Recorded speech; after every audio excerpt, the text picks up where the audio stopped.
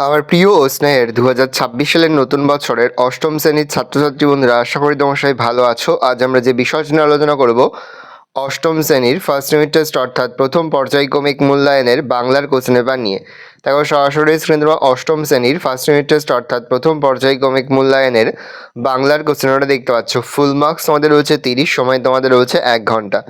একে থেকে রয়েছে সঠিক উত্তর নির্বাচন করে লেখো যে কোনো 5টি প্রশ্নে, মানে 1 করে 1 × 5 = 5। করে নে ভাই বোঝাপড়া। কবি কার সঙ্গে বোঝাপড়া করে নিতে বলেছেন? জীবনের সঙ্গে, মনের সঙ্গে, বিধাতার সঙ্গে, লোকের সঙ্গে, মনের সঙ্গে। এই বলিয়া আরব সেনাপতি সাদর সম্ভাষণ ও করমর্দনপূর্বক তাহাকে বিদায় দিলেন। যাকে বিদায় দিলেন সে সেকেন্দার সেলুকাস, মূর সেনাপতি চন্দ্রগুপ্ত।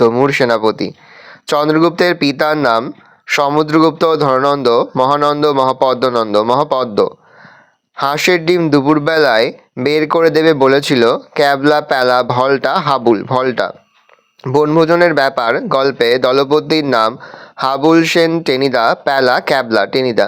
তোতায়ের একটি যে রঙের জামা চাই তা হলো সবুজ, লাল, হলুদ, সাদা, সবুজ।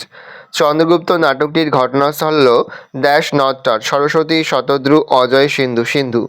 বাঘের বিক্রম সম মাঘের হিমানি প্রবাদটি মুন কাব্যগ্রন্থের অন্তর্গত। অভয়মঙ্গল, অন্নদা মঙ্গল, মনসা বিজয়, মনসা ভাষা নুত্রাবে, অন্নদা মঙ্গল। 4টি দল আছে যে শব্দটি তা হলো কলকাতা, রবীন্দ্রনাথ, সম্মোহন, কবিতা, রবীন্দ্রনাথ। রাখিয়া থেকে, রাইখা থেকে, রেখে ক্ষেত্রে ঘটেছে ধ্বনি বিপর্যয়, মধ্যস্বরলোপ, অন্তঃস্বরলোপ, অভিশ্রুতি, অভিশ্রুতি। আমি অষ্টম শ্রেণীতে পড়ি। বাক্যটিতে মোট কটি দল আছে? 7টি, 9টি, 10টি, 12টি, 9টি। 2 দাগে রয়েছে নিচের প্রশ্নগুলির উত্তর দাও যে কোনো 10টি প্রশ্নে, মানে 1 করে 1 × 10 = 10। মরণ এলে হঠাৎ দেখি মরাচ্ছে বাঁচাই ভালো, ব্যাখ্যা করো। বোঝাপড়া কবিতাটি রবীন্দ্রনাথ ঠাকুরের খনিকা কাব্যগ্রন্থের অন্তর্গত। অতিথির প্রতি আরব জাতি কেমন আচরণ করে? কেউ অতিথিভাবে আরবদের গৃহে উপস্থিত হলে তারা সাধ্যানুসারে অতিথির পরিচর্যা করে।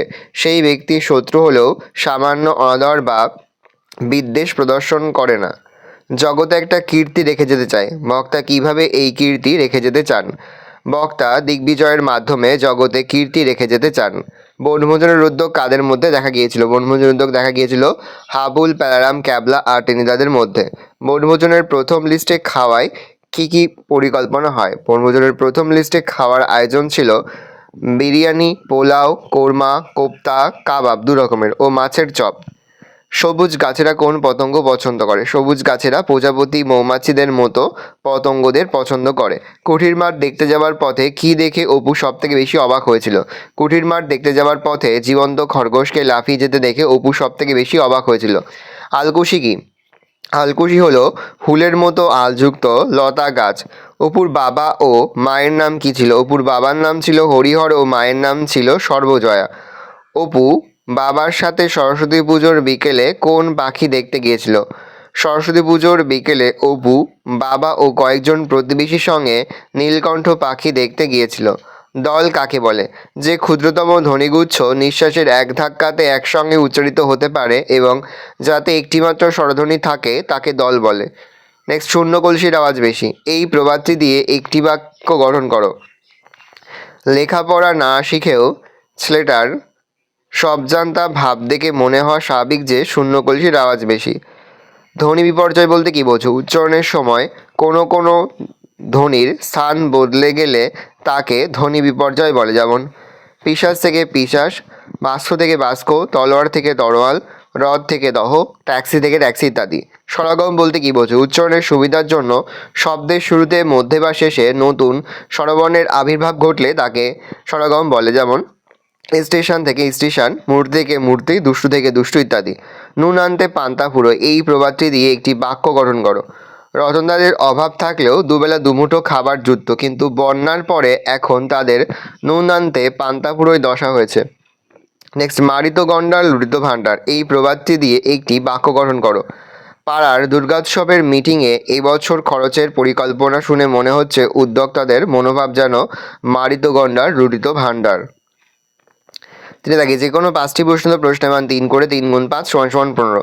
তেমন করে হাত বাড়ালে সুখ পাওয়া যায় অনেকখানি। উদ্ধৃতির নিহিতার্থ স্পষ্ট করো। প্রশ্নোক্ত অংশটি রবীন্দ্রনাথ ঠাকুরের বোঝাপড়া নামক কবিতা থেকে নেওয়া হয়েছে। জীবন নানা বৈপরীত্যের বিচিত্র সমারোহে সুন্দর। পৃথিবীতে শুধুমাত্র মন্দই নেই, ভালো আছে, তবে তার জন্য নিজেকে কিছু স্বার্থ ত্যাগ করতে হবে। নিজের মনের মধ্যে আড়াল তৈরি করে মানুষ, সেই আড়ালকে সরিয়ে ফেলতে হবে নিজের প্রয়াসেই। এই বিশ্বচারণে প্রকৃতিরই মধ্যেও সুখের উপকরণ রয়েছে, তা থেকেও তৃপ্তি পাওয়া যেতে পারে। তবে সব কিছুর জন্য দরকার মনের সঙ্গে বোঝাপড়া করা আর অন্তর থেকে সব কিছুকে আপন করে নেওয়া। মনের এই উদারতায় অনেকখানি সুখের অনুভব পাওয়া যায় বলে কবি মনে করেছেন। সহসা আরব সেনাপতির মুখ বিবর্ণ হইয়া গেল। আরব সেনাপতির মুখ হঠাৎ বিবর্ণ হয়ে ওঠার কারণ কি? ঈশ্বরচন্দ্র বিদ্যাসাগর রচিত অদ্ভুত আতিথেয়তা গল্পে আরব সেনাপতি এবং মুর সেনাপতি একসঙ্গে বসে যখন কথোপকথনে নিমগ্ন ছিলেন, তখন দুই সেনাপতি নিজ নিজ এবং নিজেদের পূর্বপুরুষদের বিজয় কাহিনী বা সংগ্রামের কাহিনী বর্ণনা করতে থাকেন। এই সময় কথোপকথন থেকে আরব সেনাপতি জানতে পারেন যে মুর সেনাপতিই তার পিতৃহন্তা। এই কথা শুনেই আরব সেনাপতির মুখ বিবর্ণ হয়ে গিয়েছিল। টেনিদা আর বলতে দিল না। টেনিদা কাকে কি বলতে দেয়নি, নিজে কি বলেছিল। নারায়ণ গঙ্গোপাধ্যায় রচিত বনভোজনের ব্যাপার গল্পে বনভোজনের খাদ্য তালিকায় কী কী থাকলে ভালো হয় সে বিষয়ে বলতে গিয়ে প্যালা যখন বলেছিল আলু ভাজা, শুক্তো, বাটি চচ্চড়ি, কুমড়োর ছক্কা, তখন ওই মাঝপথেই টেনিদা তাকে থামিয়ে দিয়ে আর বলতে দেয়নি। টেনিদা তাকে বিদ্রূপ করে বলেছিল তার চেয়ে হিঞ্চে সেদ্ধ, গাদল আর শিঙি মাছের ঝোল বলতেন, এবং সে প্যালাকে আরও বলেছিল যে প্যালা যেহেতু পালাজ্বরে ভোগে আর বাসক পাতার রস খায়, সেহেতু তার বুদ্ধির দৌড় ওই রকমই হওয়া স্বাভাবিক। গুপ্তচর। কাকে গুপ্তচর আখ্যা দেওয়া হয়েছে, সে কি প্রকৃতই গুপ্তচর? দ্বিজেন্দ্রলাল রচিত চন্দ্রগুপ্ত নাট্যাংশে গুপ্তচর আখ্যা দেওয়া হয়েছে মগধের রাজকুমার চন্দ্রগুপ্তকে। গুপ্তচর লুকিয়ে থেকে, অর্থাৎ নিজেকে অন্যদের থেকে আড়ালে রেখে খবর সংগ্রহ করে। সাধারণভাবে সে এক দেশের খবর অন্য দেশে সরবরাহ করে, কিন্তু এক্ষেত্রে চন্দ্রগুপ্তের আচরণে এমন কিছু দেখেন না। চন্দ্রগুপ্ত লুকিয়ে থেকেও কোনো তথ্য সংগ্রহ করেননি। সে দিনের আলোয় শিবিরে প্রবেশ করেছে এবং সেলুকাসের কাছ থেকে 1 মাস ধরে যা শিখেছে তাই তালপাতায় লিখে রেখেছে।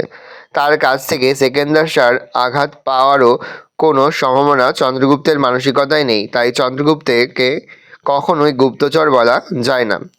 তোতাইবাবুর সবুজ জামা চাই কেন? তোতাইবাবুর সবুজ জামা পরলে কী কী ঘটনা ঘটবে? গাছের মতো সবুজ ও প্রাণবন্ত হয়ে উঠতে চাই বলে তোতাইবাবুর সবুজ জামা চাই। তোতাই সবুজ জামা পরলে তার গায়ে প্রজাপতি এসে বসবে ও আর কোলের কাছে লাল নীল ফুল ঝরে পড়বে একটা দুটো করে। নেক্সট, প্যালার রাজহাঁসের ডিম আনার ঘটনাটি বর্ণনা করো। প্যালা রাজহাঁসের ডিম আনতে গিয়েছিল ভন্টার বাড়ি। ভন্টার বাড়িতে রাজহাঁস ছিল, কিন্তু সেই রাজহাঁস ডিম পাড়ে কি না তা জানতে 2 আনার পাঁঠার ঘুগনি আর ডজনখানেক ফুরলি ঘুষ দিতে হয় ভন্টাকে। এরপর দুপুরবেলা ভন্টার বাবা ও মেজদা অফিসে চলে গেলে প্যালা গেল ভন্টাদের বাড়ি। ভন্টা তাকে নিয়ে গেল উঠোনে। উঠোনে একপাশে রাখা ছিল সার কাঠের বাক্স, তার ভিতরে ছিল সার খুপড়ি। দুটো রাজহাঁস সেখানে ডিমে তা দিচ্ছিল। প্যালা ডিমের জন্য বাক্সের ভিতরে হাত ঢোকাতেই একটা রাজহাঁস তার হাতে জোরসে কামড় দিল। যন্ত্রণায় প্যালা চিৎকার করে উঠল। ভন্টার মা সেখানে চলে আসেন। তখন হাতে রক্তের ধারা নিয়ে প্যালা কোনো রকমে সেখান থেকে পালিয়ে বাঁচে। নেক্সট, সিন্ধুমুনির হরিণ আহ্বান কবি কিভাবে শুনেছেন? সিন্ধুমুনির হরিণ আহ্বান উল্লেখের মধ্যে দিয়ে কবি রামায়ণে উল্লেখিত সিন্ধুমুনির কাহিনীটি তুলে ধরেছেন। অন্ধমুনির পুত্র সিন্ধু রাত্রিবেলায় কলসি নিয়ে নদীতে জল ভরতে গেছিলেন। রাজা দশরথ তখন ভুল করে হরিণ জল খেতে এসেছে ভেবে শব্দভেদী বাণ নিক্ষেপ করেন।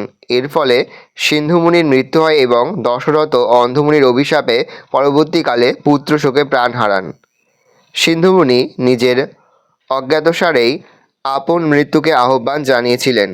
কবির মনে হয়েছে হরিণ একইভাবে তার জল খাওয়ার শব্দে আহ্বান জানিয়েছে চিতাবাঘকে, ফলে অনিবার্যভাবেই নিজের মৃত্যুকেও ডেকে এনেছে সে। স্টেশনে পৌঁছে লেখক কী দেখেছিলেন? সুনীতিকুমার চট্টোপাধ্যায় রচিত পথ চলতি গদ্যাংশে স্টেশনে পৌঁছে লেখক দেখেছিলেন যে ট্রেনটি সময় মতো এলেও মধ্যম শ্রেণীর এবং দ্বিতীয় শ্রেণীতে অসম্ভব ভিড়। তাই লেখক বিভিন্ন কামরা ঘুরে শেষে একটি তৃতীয় শ্রেণীর ফাঁকা বগির কাছে এসে থমকে দাঁড়ালেন, কারণ বগির দরজা আগলে থাকা কয়েকজন দোহারা চেহারা কাবুলিওয়ালার হুঙ্কারে আশেপাশের সকলেই তখন তটস্থ, এমনকি পুলিশও বেপাত্তা। নেক্সট, চড়ুই পাখিটি কৌতূহলী কেন? আমার ঘরে বাসা বাঁধে, বাসায় ফিরে কে কী করে? চড়ুই পাখিটি কৌতূহলী হয়ে ওঠার কারণ হলো বাড়িটির নির্জনতা। বেশিরভাগ বাড়ি লোকজনে ভরা থাকে, কিন্তু কবির বাড়িটি নির্জন, নিস্তব্ধ। বাড়িটিতে কবি বাস করলেও তিনি চুপচাপই থাকেন। তিনি না থাকলে বাড়িটি হয়ে ওঠে সম্পূর্ণ জনমানবহীন। তাই কবি কল্পনা করেন চড়ুইটি হয়তো তার বর্তমান ও ভবিষ্যৎ নিয়ে কৌতূহলী হয়ে ওঠে। সেভাবে কবির অবর্তমানে বাড়ির সবই তার নিজের হবে। প্যারাচেঞ্জ করে লিখবে, চড়ুই পাখিটি এই বাড়ি থেকে খড়কুটো ও বাড়ি থেকে ধান সংগ্রহ করে সন্ধ্যায় ঘরে ফেরে। ঘরে ফিরে সে কিচিরমিচির শব্দে ঘরটি ভরিয়ে তোলে।